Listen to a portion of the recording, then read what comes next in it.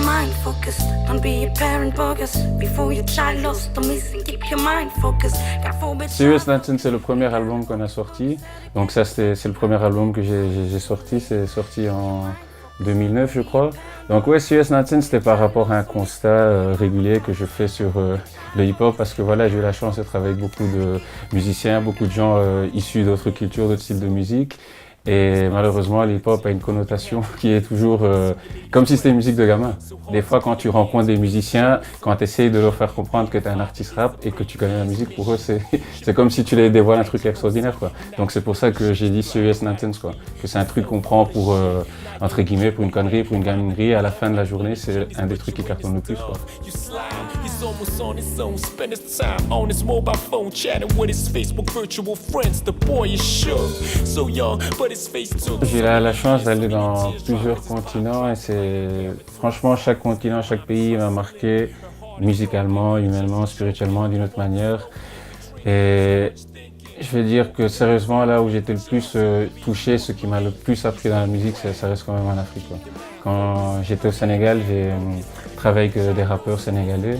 Un des premiers groupes de rap hardcore engagés qui s'appelait Rapadio. Les gars, ils montaient sur scène avec des cagoules, ils choquaient tout le pays. On jouait dans des stades avec 60 000 personnes. Le lendemain, tu jouais dans un village où il n'y avait pas de courant, mais tu devais donner la même énergie que tu venais de donner la veille. Et c'est des formations super. C'est ce qui fait qu'aujourd'hui, quand j'arrive sur scène avec le bon matériel, j'ai le coffre nécessaire, j'ai ce qu'il faut parce que je suis passé par ces galères-là. When a boy turns 7, turn his back to the church instead of intimate prayers. His priest so intimate beneath the boy's layers. It's terrible. J'ai aussi une fille de 9 ans, j'ai une fille de 7 mois. J'aimerais bien qu'il soit fier d'écouter ce que je raconte, quoi.